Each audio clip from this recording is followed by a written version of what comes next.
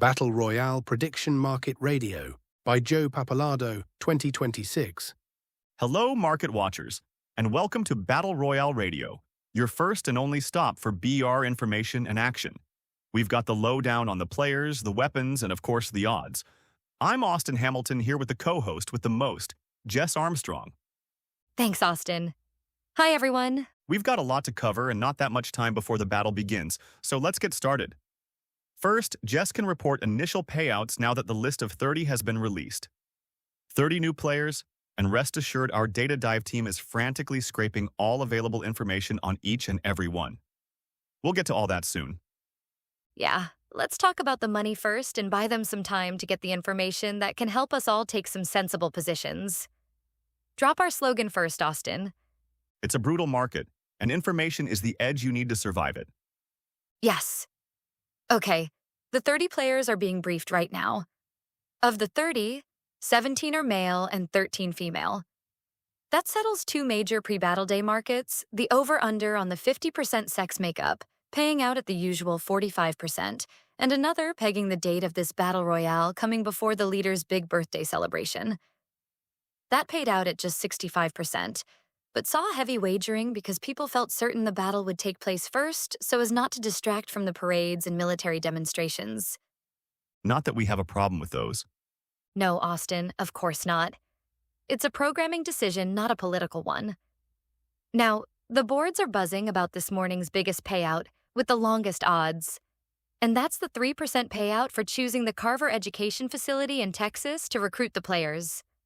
Chosen from more than 300 educational campuses, with a pool of tens of thousands of students all kept isolated until graduation, this is always a long shot bet, but a popular one with the action reaching more than $375,000.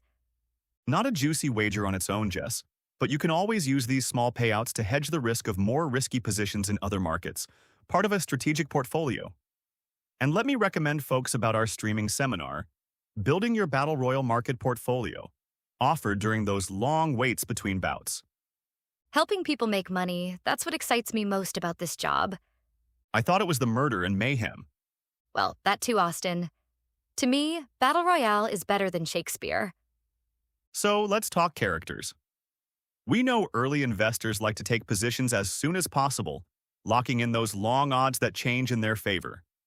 It's smarter to get some background on the players before committing to a one-hour loser, and we're going to help you with that before the first player is released onto the island, right now if we're ready. We are ready, Freddie.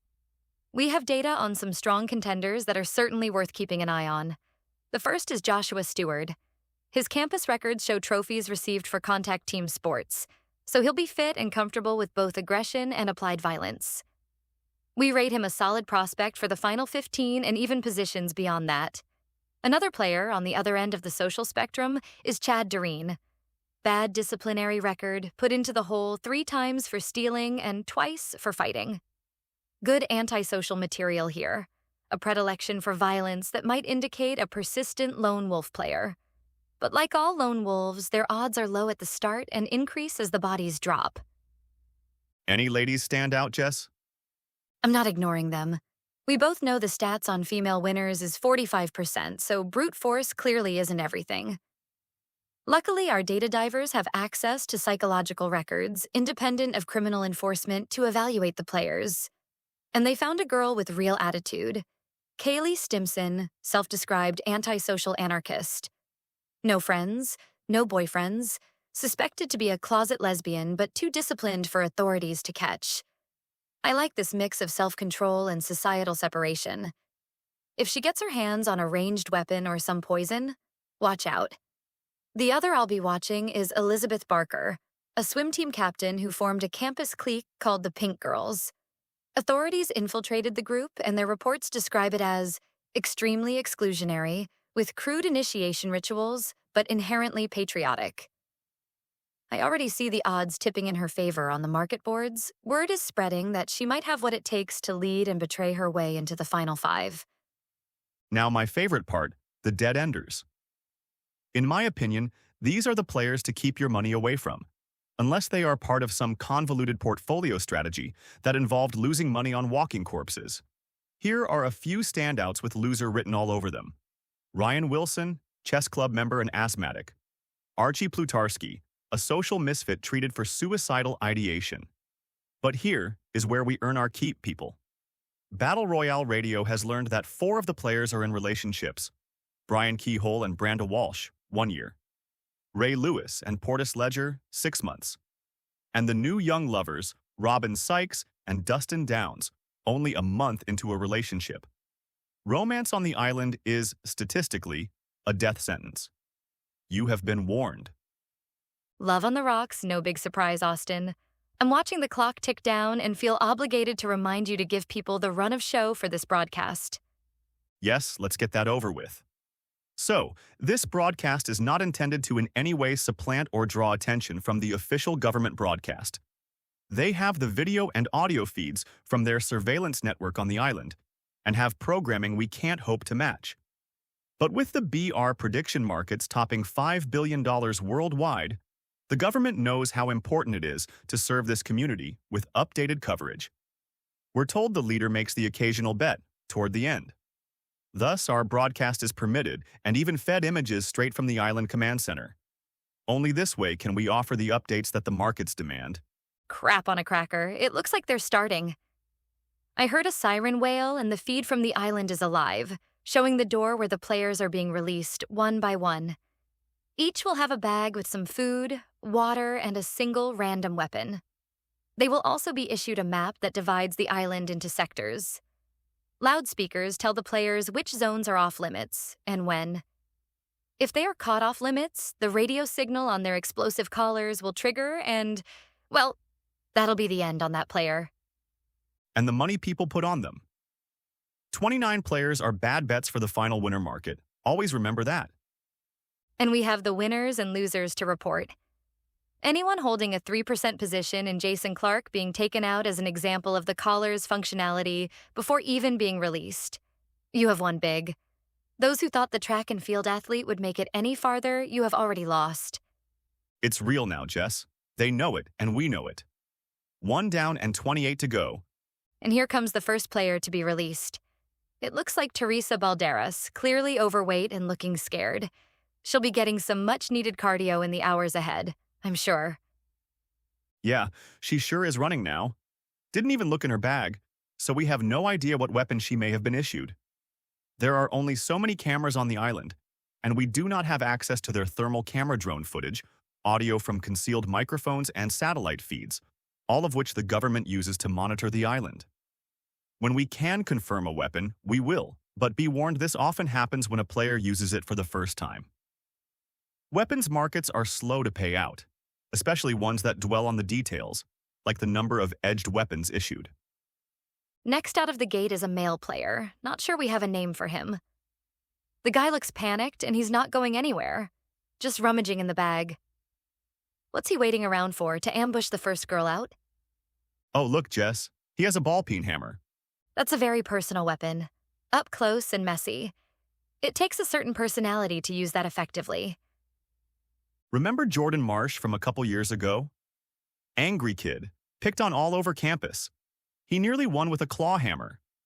He loved that thing, used both sides to kill 4 other players, all girls. If he traded out for something else taken from another player, he would have gone even farther. I don't care how angry. No one is immune to a crossbow bolt shot through the eye. The data divers tell me the hammer kid is named Alton Khan. Strong academics, middle-of-the-pack athlete, caught with prohibited alcohol on campus, which to me says he has social skills. He looks kind of sick, holding that hammer and imagining using it. Let's see what he does as another girl appears. Oh, it's Kaylee Stimson. True to form, she's ignoring Alton, who tried to pleading with her. So much for social skills. She is off and running. Smart move, Kaylee. Trust none of these pricks. If these 2 girls' idea is to get some distance and let the numbers thin out, I applaud them. Going it alone is a bold choice, given the shock they are experiencing. Sentimentality, panic, fear, paranoia, all weaknesses that must be overcome to be victorious, whether you're on the island or not. And here we see why Alton Khan has been hanging around. Pat Quesnel has emerged, and the 2 did one of those awkward chest bump hugs that guys do. The newcomer doesn't seem impressed with the hammer. The divers tell me they have found photos of the pair on media associated with the campus hiking club from as far back as 5 years ago. They're longtime friends, evidently. If they stay a pair, both make good bets for the top 10. If the group grows, expect trouble for them down the line. Or so the statistics show. There may be trouble even sooner. The pair have retreated into the tree line, suspiciously close to the entrance. We can see Quesnel reach into his bag from here. It's a spear gun. That's a tricky one, Jess. Seems formidable if he can learn how it works and has the nerve to get close to the target. We might get a chance to see what he's made of, Austin. The two appeared to be conniving something before separating. And now here's Khan, standing unarmed by the release door. I have a tingly feeling that we're about to see something here. Agreed, Jess. I can see his buddy sneaking around in the trees with that spear gun. And here comes Portis Ledger, bouncing out the door looking like a scared deer. She's even crying. The idiot. Well, she's bloodstained already, so maybe she got caught up in Jason Clark's arterial spray. Well, get over it, Portis, because crying on this island is like chumming the water for sharks. Truer words have never been spoken. Khan has an arm around her shoulder and is leading her toward the trees, looking at the release door. I'm sure he's saying, let's get some people as they emerge, band up and hide somewhere safe. The usual lure. He's leading her right to Kiesnel's position. And sure enough, that reassuring arm has tightened, and now Khan throws Portis to her hands and knees. The kid with the spear gun is taking aim, and there it goes. The shot. Ouch. The spear tip punched through her cheek and deep into her head. Not immediately mortal, because she is flailing like a fish. Khan looks panicked, but Quesnel is yelling at him. I guess saying to finish her off. Now look at that, Austin. No guts. Really? Factor the following into any market positions involving these two. So, Khan grabbed Portis's bag, and the two of them ran off, with Quesnel leaving his ammunition behind, snapping the fishing line as he fled. I didn't see how many spears he was issued, but that's not the point. These two are sloppy and weak, if you want my reaction. Holy shit, Jess. Look at who just came out. It's Ray Lewis, isn't it? That's Portis Ledger's boyfriend. And sure enough, he's scanning around for her. I told you, this is way better than Shakespeare. Well, he's spotted her legs thrashing. Now he's cradling her, bent over the body. There's a lot of blood. That spear tip must have hit something important. And there she goes. That's 2 down and 28 left. Congratulations to the long shot winners who picked her to be among the first 10 killed. A nice 70% payout of worms for those early birdies. Leaving the door is the next lady player, Marty Blunts, a swim team disciplinary case who happens to be our first pink girl to be released into the field. I see why she's a market favorite. She's lovely and looks to be in great shape. And without more than a look toward Portis Ledger's body, she's gone. But not before taking a long butcher's knife from her bag. It looked like she was moving with a purpose. Maybe a pink girl rendezvous in the making? I like what I see here from Ray Lewis. He doesn't look sad anymore. He looks good and angry. And he's taken a stun gun out of his bag, turned it on, and made that beautiful, sizzling blue arc appear. I guess he saw the branches moving as Portis's killers dashed off, because he ran off in that direction. Austin, what does a revenge motive do to the markets? That is a great question, and I'm not sure I've seen it explicitly quantified anywhere. I certainly have not crunched those numbers. The variables at play may be too many to predict anything from historical precedent. All of which makes this new twist that much more dynamic. The first binary market is already posted. Will Ray Lewis get his revenge on Portis's killers? Doesn't look promising for Ray the Avenger, as the realists out there are staking an 85% in favor of failure. Great stuff, Jess. In the meantime, Dustin Downs has emerged, looking distraught. His first choice was to hide behind a nearby tree, seemingly oblivious to the body nearby. Whatever weapon he received clearly disappointed, because he didn't bother taking it out. I'm guessing a bindle of poison or something. Without fanfare arrives Archie Plutarski, the outcast. He's taller and more fit than I expected, a little wiry but with wide shoulders. He leaves at a measured trot, rummaging through the bag as he moves. And there we have it, the first firearm, an old model Beretta if I'm not mistaken. And I'll be damned if Archie doesn't know how to load it. I just hope he doesn't use it to kill himself. That'd be a waste. Jess, I think you just started a new binary market. Will he or won't he? With the previous diagnosis of ideation, I know where my money would land. But troubled minds have done well here before, so take my musing with the usual grain of salt. More than a grain, Jess. Out of the door comes Jennifer Norris, a middle-of-the-pack player with a thin record on campus. Is she a sleeper or a weak sister? The island will tell more about her as time goes on. Her entrance offered no insight, just sliding into the woods, not revealing her weapon. She didn't head the same way the Blunts girl did, if that helps. She may be a female lone wolf type, which are always interesting. Of the girls who have won, the vast majority have operated solo. Some have seduced players into complacency. Others used ambush tactics. And that Velez chick proved to be an artist with a rifle. But they all chose to go it alone. Now I see what Dustin was waiting for. Here comes Peter Grames, and he's been called over. The two guys huddle, confer, and hide some more. Almost as an afterthought, here comes the weapon reveal from Grames's bag. I have never seen this one before. It's some kind of medieval mace, short and slender, but with a studded metal ball on the end. Looks lethal. Elizabeth Barker has walked out of the release door, as composed as appearing at a dance recital. But her head is on a swivel as she jogs away, heading toward Blunt's and what I assume is a plan for the Pink Girls to gather. The data divers tell me there is one more inside, waiting to be released. A troika of 3, if it forms, would be a newly opened market that, given Barker's good odds, would carry over to the team. Would she be able to sacrifice her fellows to win? The psych evaluations seem to indicate, sure she would. A position on her winning the whole thing, taken this early, could mean a substantial payout. I like it as a long shot in the portfolio, personally. Don't give away too much, Jess. Save some for the seminar.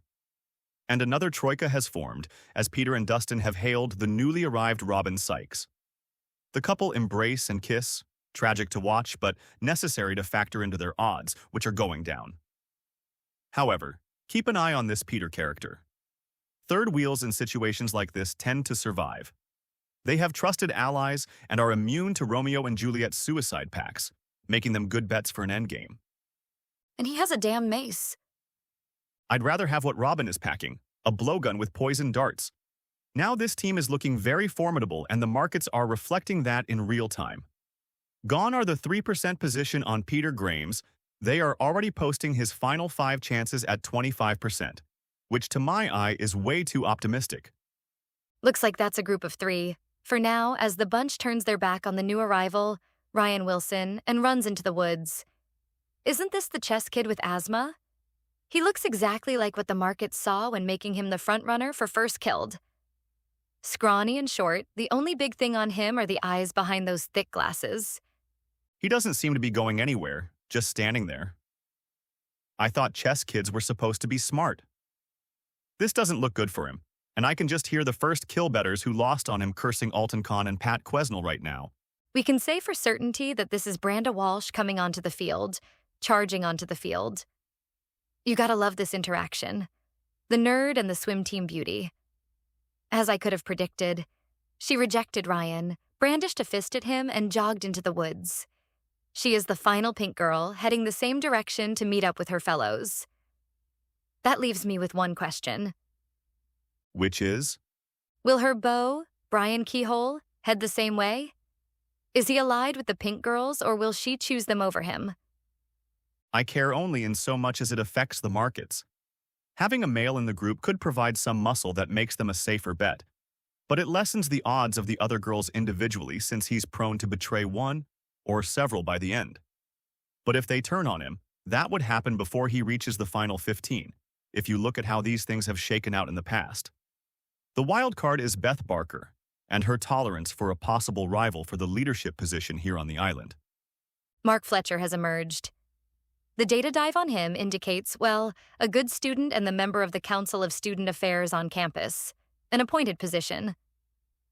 The markets are not expecting much, hovering at that 3% figure that says, we just don't know enough about this guy. Ryan Wilson sure seems to recognize him. He's trotting over like a puppy, and there goes Fletcher to meet him. Someone should warn him that politicians end up very badly on this island. Wait, Austin, look at his hands. The one behind him is already inside his bag. Well, damned if I saw it coming. Jess, I saw you jump, so you didn't either. I didn't know Fletcher had a knife in hand until he swiped it across Ryan's neck.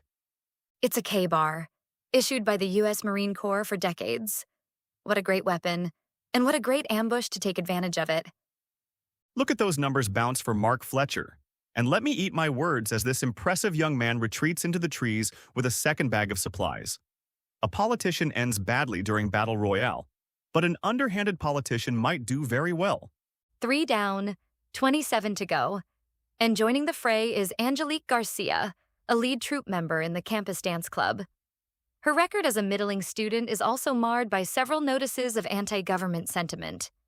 Not enough to warrant punishment, but nits can later become lice, as the leader says. In terms of the markets, this type of thinking is usually reflected in lackluster performance on the island. They kill few competitors and spend their time agitating for ceasefires. Sitting ducks, in other words. And just watch her odds plummet as she stumbles off into the woods, crying. And just to prove I pay attention to my on-air partner, I notice that she's heading toward that hypothetical pink girl rendezvous. The data divers don't show any affiliation with them, and she's not even on the swim team. I wonder if this move is by invitation or she overheard something. We will soon see. After the final players are released, we'll be taking a break to allow the field to settle down and to allow everyone to take in leader's speech on the official broadcast.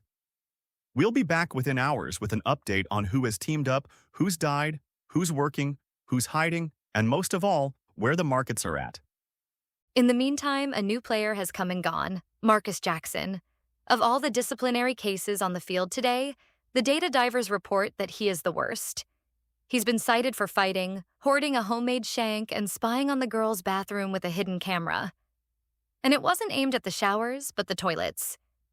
He doesn't know it, but this island is his best shot for the future, having been flagged for reassignment at a re-education camp in just 2 weeks.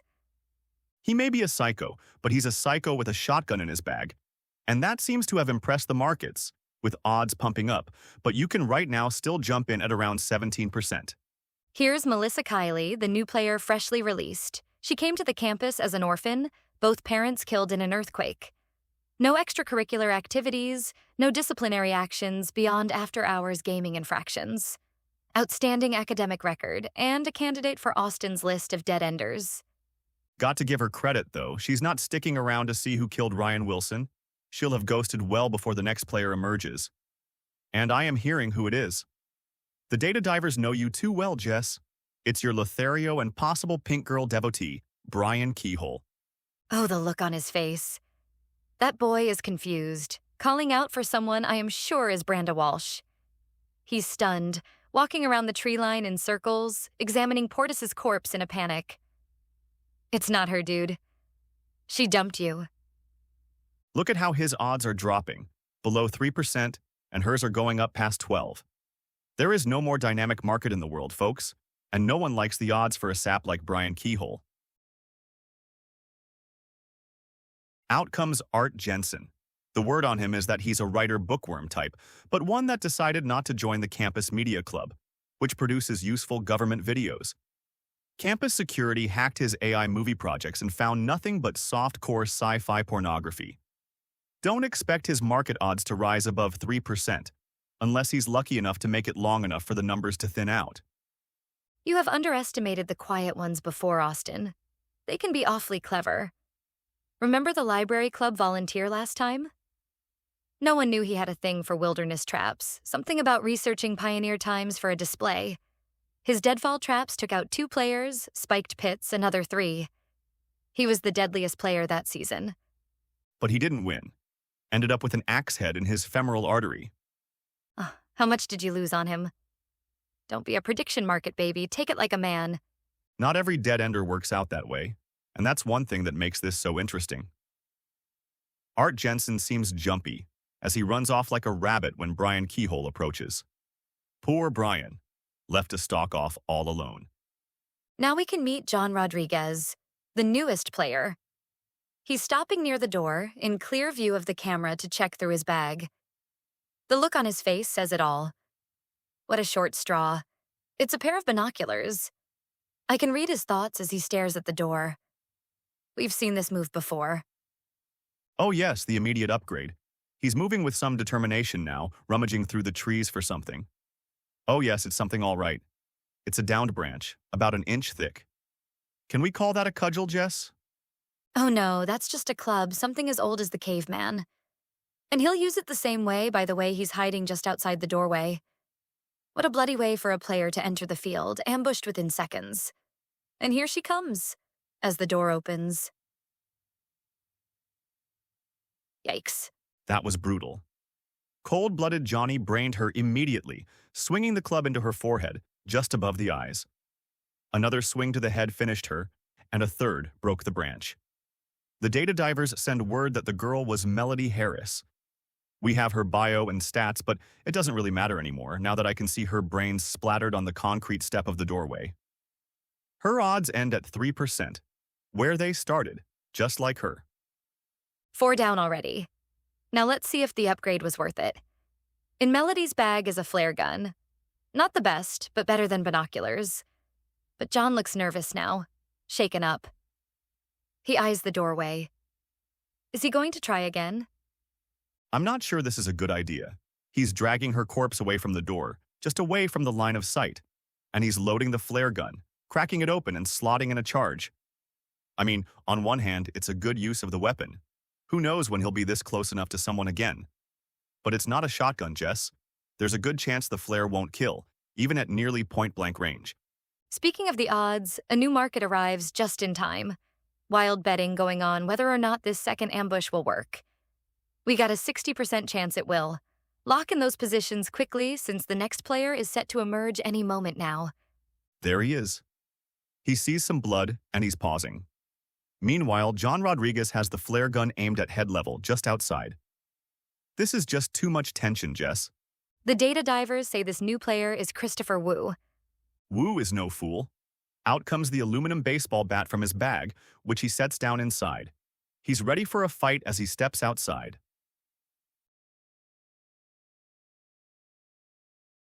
Oh no, there they go. Jesus, what a mess. Okay, let me try to explain while this whole thing unfolds. As soon as Wu stepped outside, bat raised, Rodriguez lunged at him with the flare gun, which was literally batted aside. The thing shot off, and the fireball bounced through the open door and into the ready room. To his credit, Wu didn't hesitate to follow through with a response, and it sure looks like John Rodriguez is dead. Oh, he's a goner. The smoke from the flare is clearing, and I can see his head is bleeding and throat's been crushed flat. And there goes Wu, holding the bat and his bag, aimed for the trees at top speed. He learned a hard lesson, did Wu, but the market seemed to love him for it, with 25% odds of a final 5 placement. And the last player onto the field is Henry Batson, a 3% odds blank page. Our data divers found nothing interesting about him, beyond a citation for public urination on campus. And that makes everyone Austin. All 30 are either in the field or heading to the morgue. 5 down and 24 to go. Congratulations to those who hit it big on the number of fallen during release, which we're seeing at just 15% chance that it'd number 5 bodies. Nice money if you nailed it, bad luck if you didn't. That should be our new motto. We'll now take our scheduled break and, like everyone else, we'll tune into the official Battle Royale broadcast for a few important words from the leader.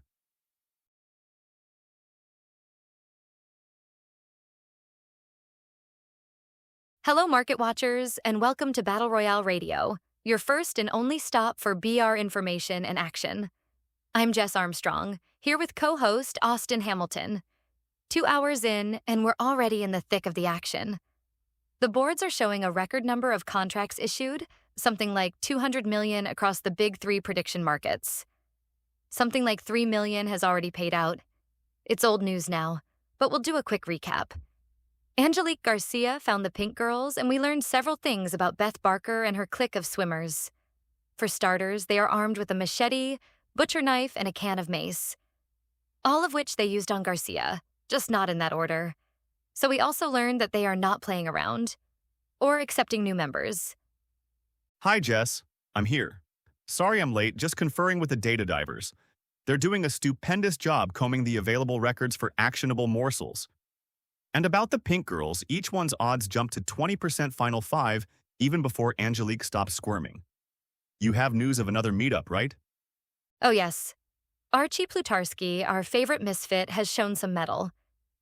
He got close enough to Henry Batson, cool as the other side of the pillow, to pull his pistol and put a single bullet in the back of his head.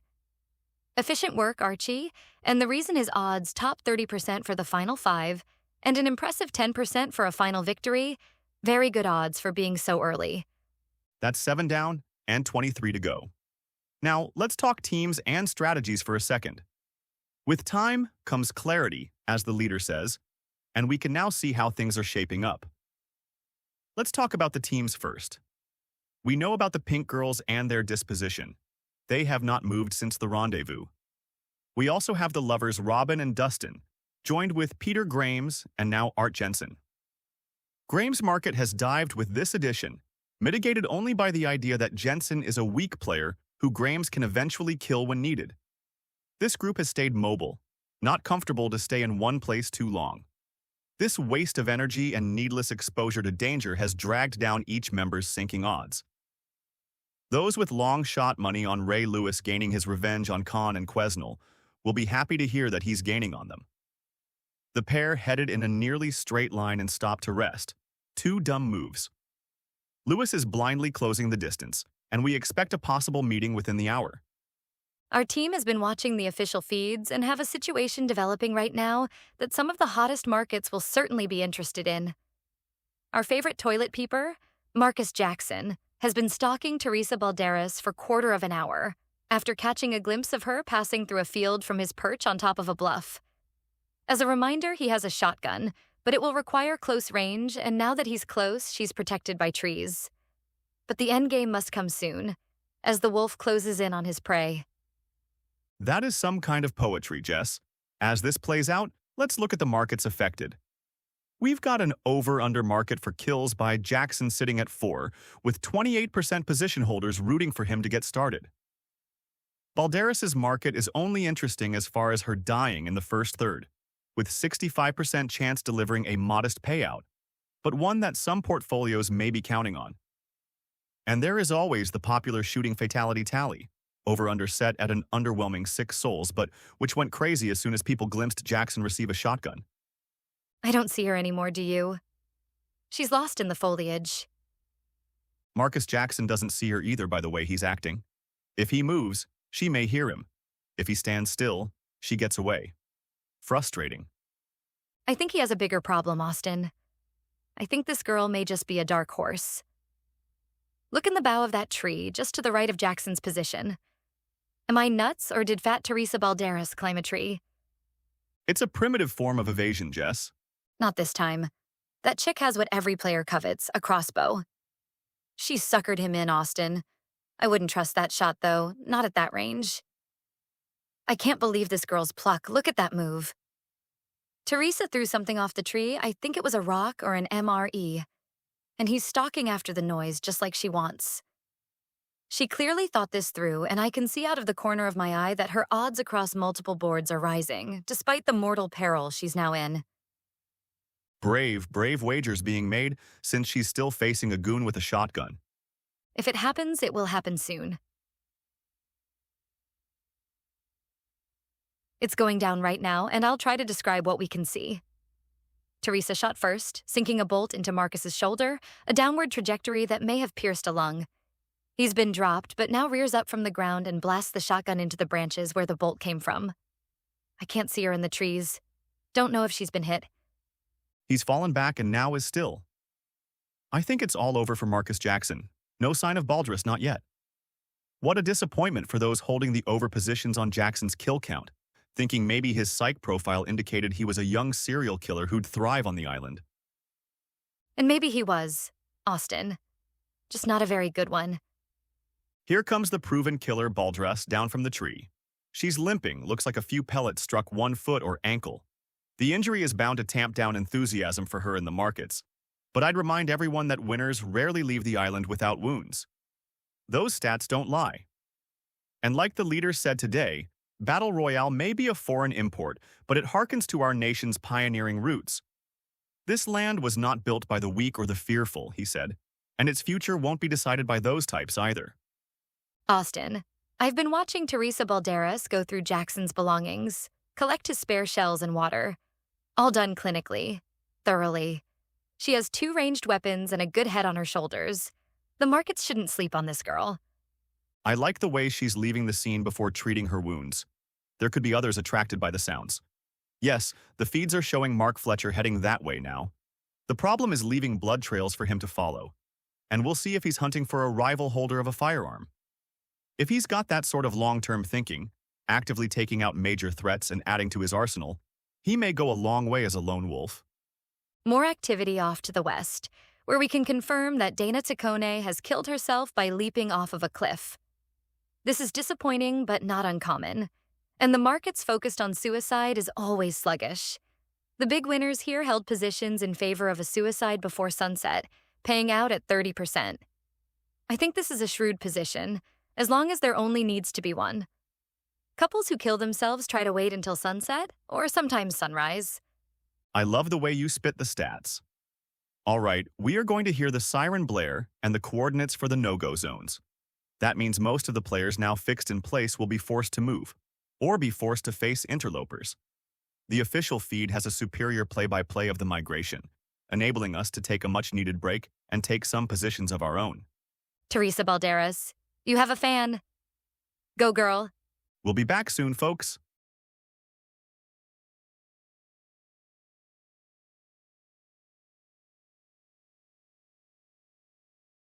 Hello, Market Watchers, and welcome to Battle Royale Radio, your first and only stop for BR information and action. We've got the lowdown on the players, the weapons, and the odds. I'm Austin Hamilton, here along with Jess Armstrong. Hello, all. As expected, the pace has picked up as the players face their first map reshuffle, designed to drive them together. And it has worked already, with a number of players already meeting their end in what is becoming a fast-moving chessboard. R.I.P. Ryan Wilson. Too soon, Austin. Too soon. We do have a number of deaths to report, several of which have meant big profits and losses for position holders across the landscape.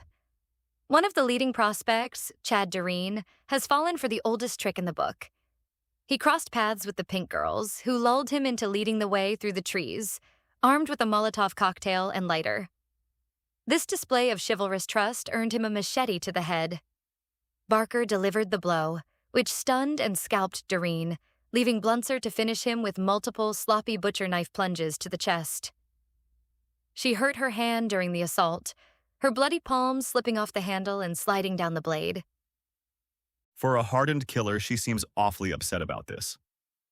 Indeed, but the girls now have 3 Molotov cocktails to add to their arsenal, and their odds keep rising for a top 10 showing, up to 25% individually and, as a group, 40%. Their final 5 sats are not nearly as encouraging, percentages still hovering in the teens for Beth Barker, Branda Walsh, and, lowest of all, the wounded and demoralized Blunser. Some housekeeping to take care of. Robin Sykes, Dustin Downs, Peter Grames, and Art Jensen are gone. 4 heads proven to be definitely not better than 1. They apparently got lost and walked in circles, ending up inside the no-go zone when the time limit expired. 4 collars activated, 4 bodies to be collected. And that beautiful mace, unused by anyone. It is a shame and a painful loss for position holders who felt they'd see it used at least 3 times before the battle ends. And for those losing count, that's 11 down so far. A brisk pace for the start of Battle Royale, which never ceases to surprise. The official feed is showing something that happened a short while ago, something they captured by a drone's infrared feed. They've identified one of the players as Mark Fletcher and the other as Melissa Kiley. The 2 talk and walk away together. She must have felt something change because she turned at the last second, throwing off his aim and causing the K-bar to rake across her face instead of the back of her neck as he intended. The ensuing fight was one-sided, and he left her stabbed to death. I don't know how many times. Who did the psych eval on this kid? They missed some things. He's much better player than anyone expected. But a 40% chance of a final five showing?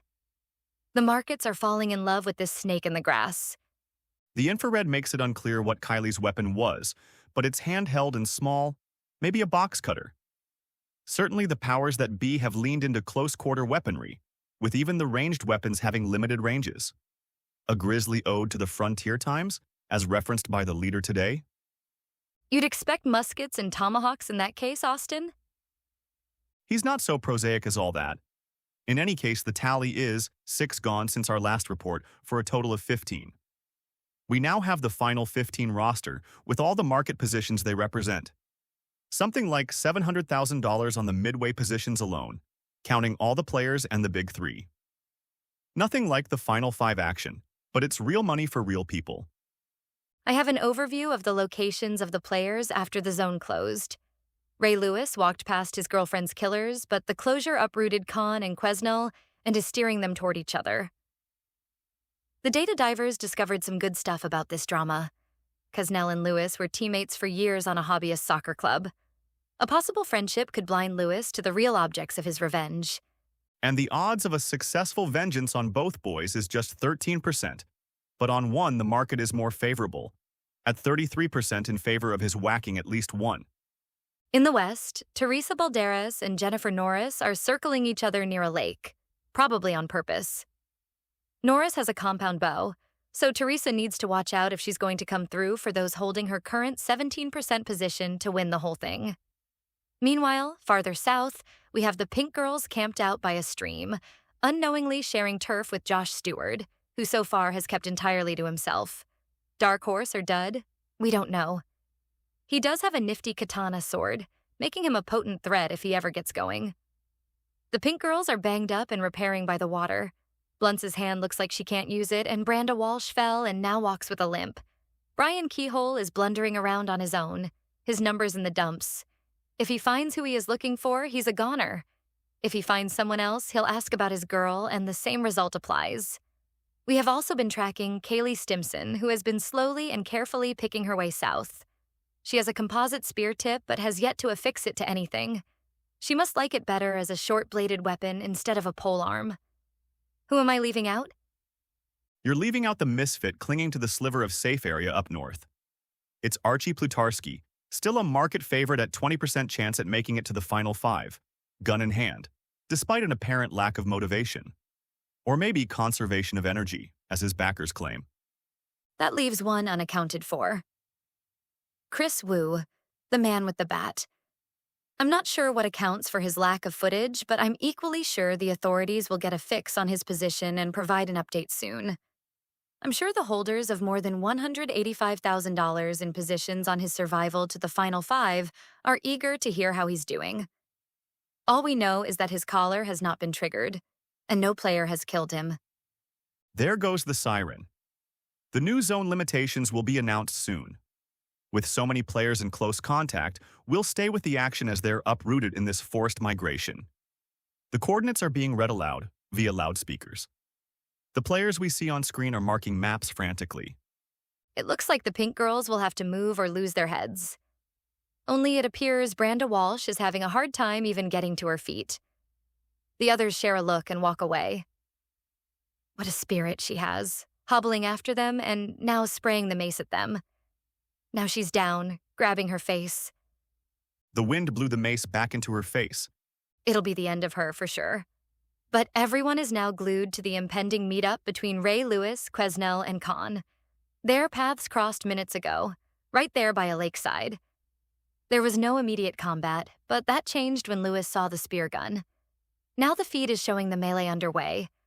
Quesnel shuddering on his back after being shocked with the stun gun, Lewis charging Khan to get inside the swinging range of that hatchet. It's a good tackle. Khan pressed to the ground with Lewis on top and in control. The stun gun light is green and Lewis jams it into Khan's mouth.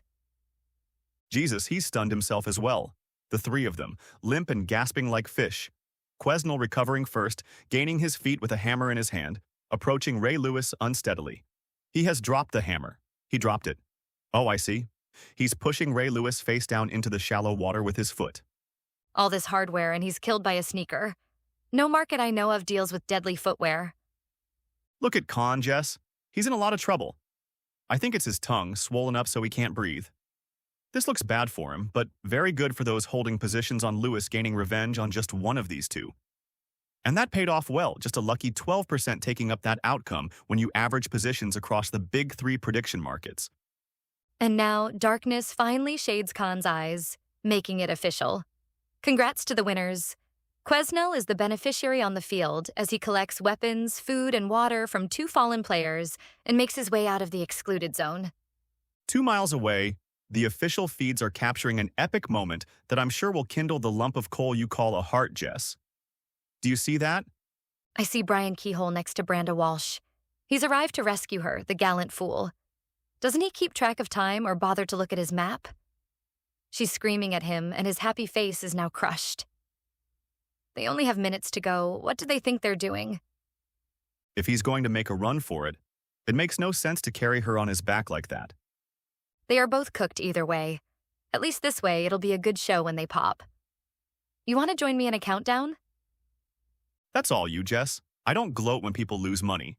People are making money too, don't forget. 5, 4, 3, 2, 1. Ooh! The remains of two heads are forever commingled, like the bards once wrote about. You are one strange bird, Jess Armstrong, but God knows I love you. Ask my opinion. It was better than she deserved. With the zone closed and the sun growing low in the sky, it's time for the tally that comprises the top 10. Norris, Stewart, Plutarski, Quesnel, Fletcher, Wu, Stimson, Barker, Blunts, and Balderas. Your top 10, representing roughly $10 million in positions and rising. What a whirlwind day. Lots of money changing hands, lots of long shots still alive, a lot of heartbreaks already in the books. With the nighttime comes reliance of thermal optics and surveillance that the authorities do not share in order to secure the island's location. We'll be back at dawn when the new no-go zones are announced and the players again move across the field of battle. From Jess Armstrong, myself, and the entire Data Dive team, we bid you good night and see you all at dawn.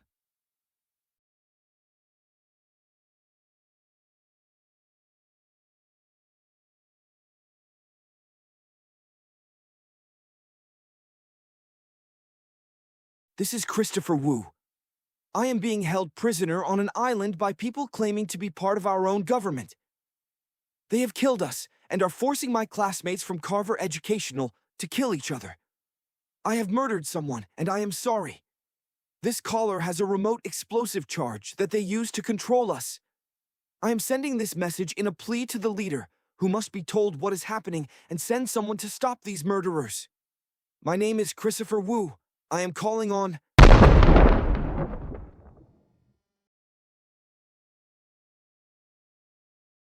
Hello, Market Watchers, and welcome to Battle Royale Radio, your first and only stop for BR information and action. I'm Austin Hamilton. Before we start, a statement about last night's anomalous broadcast. As you may have heard by now, an unauthorized user pirated our broadcast apparatus to send a message from the island. It was a player, Christopher Wu, violating the Battle Royale rules told to him before being released onto the island. How Wu was able to wire the video surveillance cameras to tap into our feed is beyond me and a subject of official inquiry. Maybe we're on similar frequencies. The spectrum is pretty crowded by the military, so he may have hopped bands. The inquiry will determine the details and take steps to remediate. Not surprisingly, authorities triggered Wu's collar as soon as he violated the Battle Royale rules by contacting anyone off-island. If only he had put his cleverness to better use, like saving his own life. You speak the truth, Jess. It's a disappointing end to such a promising player, after beating someone to death with a bat inside the release doorway. It'll probably be a favorite memory of mine from any battle start. So, this unpleasantness with Wu aside, can we go over what else happened last night? Suffice to say, it's a very red sunrise and there are fewer than 9 players left after accounting for Wu. Kaylee Stimson died overnight, so there's that. She was spooking around the island's southern bluffs, presumably looking for a safe place to sleep, and she fell. No one even knew she died for an hour when she washed up on shore, in view of a security camera. But you're talking about the evening's entertainment, the 2 lone wolf duels. Plutarski versus Fletcher, and Teresa Balderas versus Jennifer Norris. Which one do you want to cover first? Which one do you think? I choose Teresa. She comes through with a plan filled with power moves. 1, using her clothes to create a dummy. I didn't notice her stow Marcus Jackson's jacket, which she wore overnight to stay warm as she watched the dummy sit near a cozy fire. The best touch was leaving the shotgun leaned up against the dummy. In the dead of night, as the fire grew dim, a compound bow bolt sailed out of the darkness and sank into the dummy, which slumped pretty convincingly. In crept Jennifer Norris, compound bow again ready to confirm the kill. Teresa had 1 shot with the crossbow, 1 chance to prevail. And judging by the grainy night vision video feed, her shot impaled Norris through the temple, popping out both eyes on the way through her skull. A good shot in the daytime on a paper target range, a thing of beauty under those conditions. Teresa Balderas has attracted a lot of attention overnight with a very impressive 60% chance of Final 5 placement. She's a proven, wily killer. If I ever meet her, I'll be sure to remind her that you called her fat. Jerk. The second duel of the night was one of wits, with Fletcher trying his underhanded rap with the unpopular loner, Plutarski. We don't know what was said, but Archie shot Fletcher through the chest within 4 minutes of their nocturnal meeting at a stream bed. It was a sucking chest wound, but Plutarski didn't waste a bullet to finish him. Discipline that the markets rewarded with a 6 percentage point lift in both his Final 5 and Final Winner markets. He took Fletcher's K-bar knife and left him to die. And those are the results of the night, thanks, Jess. Now let's get into the day at hand. The new zones have been announced, and the plan is clearly to channel the remaining players into the island's interior, where the remains of a tiny town afford shelter and ambush opportunities. Forgotten fact: no one ever lived on this island. It was used for military operations and urbanized terrain training, and has buildings with corners, walls, sewers, and attics. The soldiers who once trained here left nothing useful behind for players except the occasional moldy pornographic magazine. Jess, the funneling of players has already begun to bear fruit. Pat Quesnel and Josh Stewart have literally run into each other on a deer path intersection. This is not a ballet with weapons, it's a shit show. Stewart has hacked the spear gun in half with the katana, taking part of the kid's arms with it. And there goes Quesnel, off into the woods while Stewart just watches him go. Hey, Austin, that Quesnel kid has been disarmed. You're a scream, Jess. Do you think there is time for a bleed-out market to open? It looked arterial, so I doubt it. Oh, well, they all don't work out the way the fiends for heavy action would want. So now we ask, what's with the pink girls? Beth Barker and Marty Blunser are out of the no-go zone and heading on course to meet up at the village about the same time as Teresa Balderas, and now that he's back in motion, Josh Stewart. Archie Plutarski has already arrived at the village and has posted up in a secure corner, Beretta at the ready. The word from the island control room is that he has 2 bullets left. We can now confirm Pat Quesnel is dead of blood loss. It's an important moment since the minute he bled out through that clumsy tourniquet, he solidified the names of the Final 5 for this Battle Royale. There are some sweet payouts for the early positions on long shots, the biggest being Archie Plutarski, whose market give him a 45% chance at victory. Josh Stewart's star is on the rise, with a fresh kill and a good weapon and a 30% market. The pair of pink girls were considered shoo-ins for the Final 5, but now see sinking numbers under 20 as their chances dim in comparison to the others. Instead of being stronger together, they are considered probable enemies, the result of abandoning one of their own. I say we take a quick break as all the players get into position. I love covering BR as it happens, and we're looking at what could be the prelude to a bloody finale. We are thinking along the same lines. Stand by, market watchers. We'll be back soon.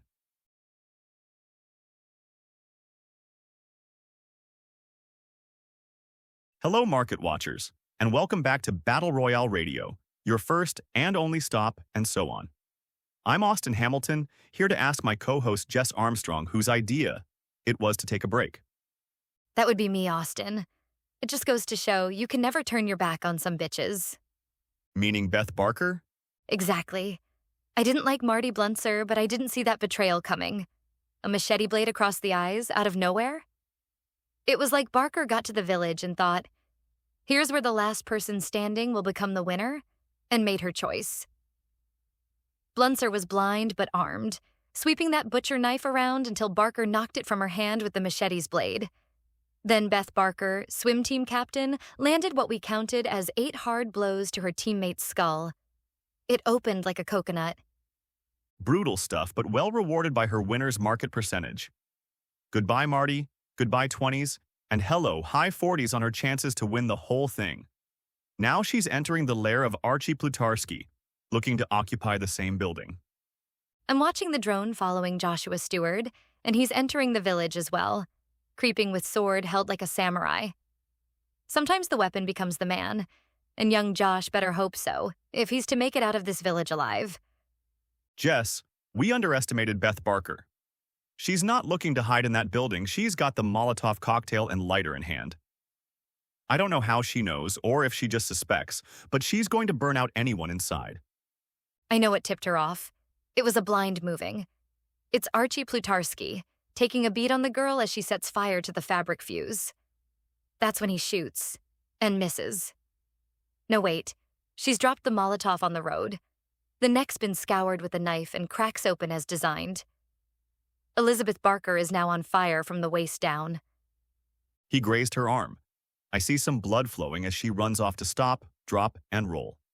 That's bad timing right there for anyone holding positions on her as victor. Because I'm looking at Teresa Balderas, standing all too close to the writhing girl, shotgun held at the ready. Oof, you can almost hear Barker's scream from here, face contorted for a final charge. And there goes the shotgun, for the second time during this tournament for those holding those positions on that. There's not much face left. Barker is out of the running, her markets are now closed. I've been watching the feed inside the house where Plutarski is holed up with his single remaining bullet. He's changed positions to a new window, trying for an angle at the person he knows is outside with that shotgun. But he's having trouble, since I can see that Balderas has also moved, taking a corner of a faux garage and racking a fresh shell into the shotgun. Badass. We are down to 3 players. 2 know each other's positions, the third is slowly approaching what he can hear is the scene of a brief gun battle. And he has a sword, yet he advances. Let's not discount this steely approach, no pun intended. Teresa and Plutarski are trading shots now. He wasted his chance, she's unscathed and blasting away at the building. He may not realize that the military put up these shells quickly, and for show. The walls are thin plywood, and that shotgun has dismantled his cover as if it wasn't there. And Plutarski is down. Archie Plutarski is down.